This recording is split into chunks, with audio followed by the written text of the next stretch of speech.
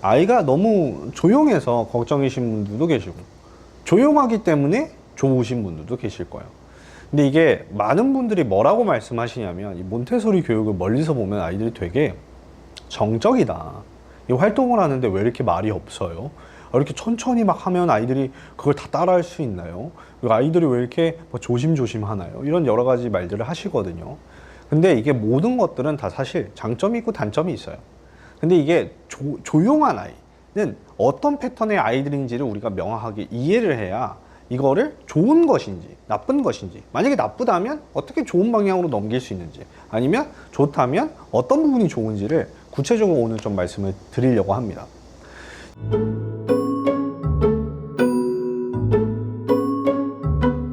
이 몬테소리 교육에서 굉장히 많이 언급이 되는 영역이 일탈현상이에요.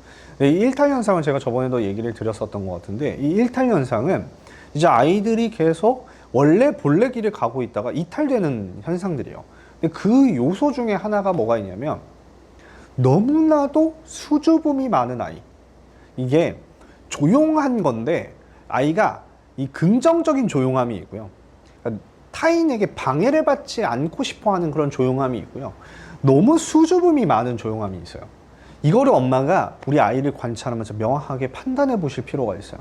우리 아이는 진짜 순종적이고, 아니면 되게 뭔가 조심성이 많고 관찰력이 되게 높아서 이거를 예를 들어 활동을 할 때, 예를 들어 이거예요. 아이가 되게 차분해요. 그리고 되게 멀리서 볼 때는 아이가 활동도 되게 집중을 잘해요.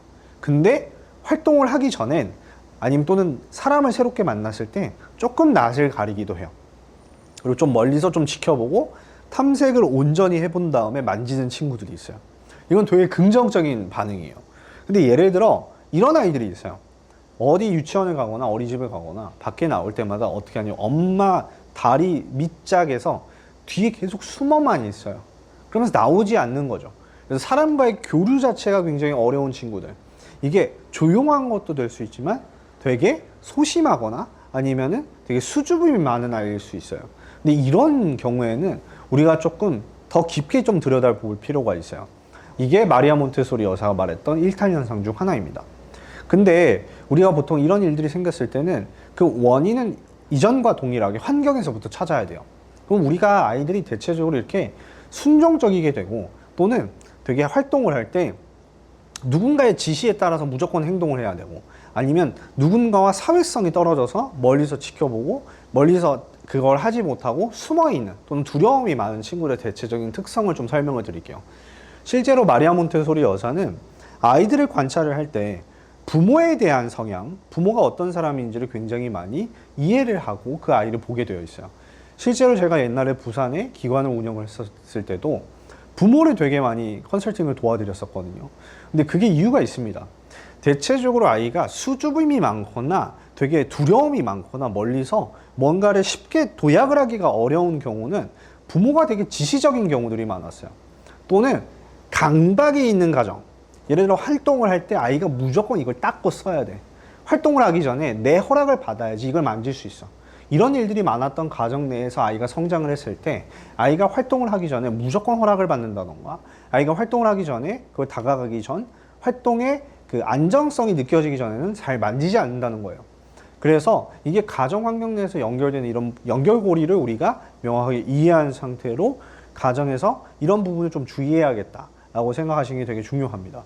그래서 이런 경우에는 어떤 게 있냐면, 예를 들어 아이가 밖에 되게 좋은 드레스를 입고 나가는데, 또는 신발을 되게 비싼 걸 신고 나가는데 아이가 모래를 막 자꾸 밟고 다니는 거예요.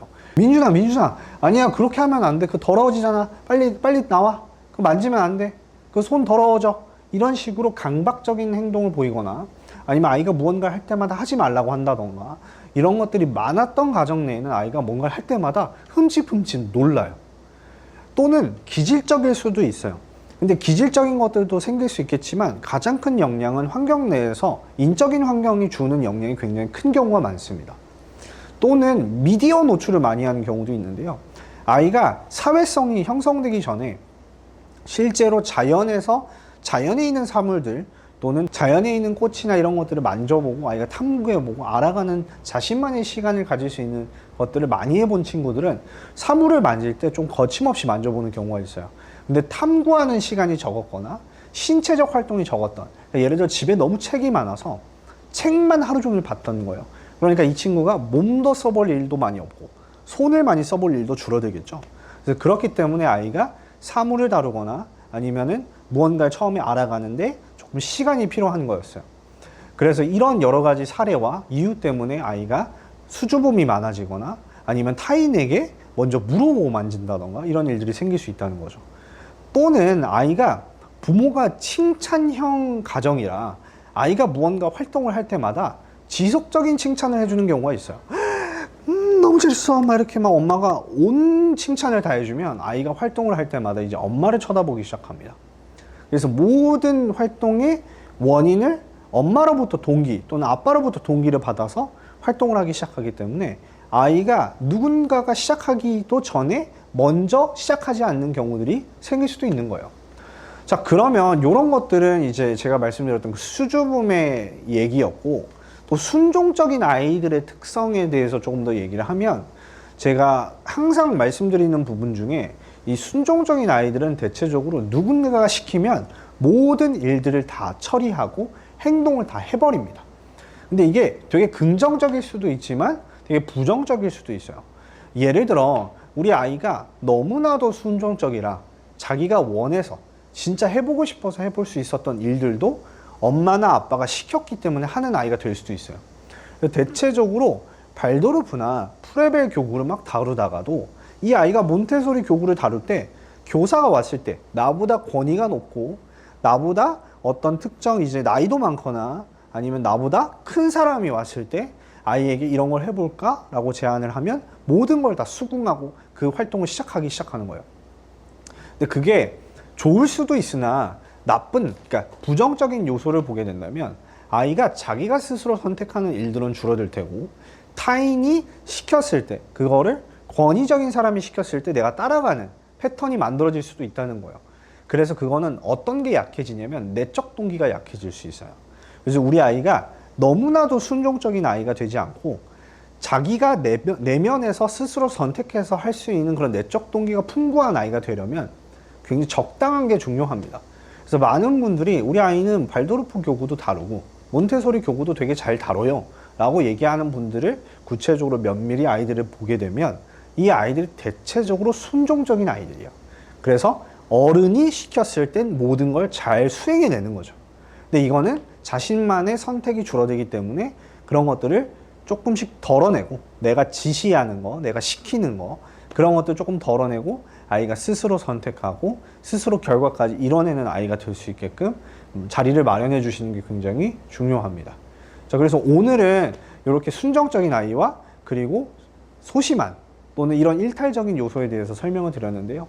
이것들을 해결하기 위한 이전에도 설명드렸던 모든 과정들은 아이를 직접적으로 수정하는 것이 아니라 아이의 환경을 준비하거나 나 자신을 돌아봐서 아이가 그렇게 되지 않는 길을 준비하는 것이 굉장히 중요하다는 것을 오늘도 깨달을 수 있었습니다.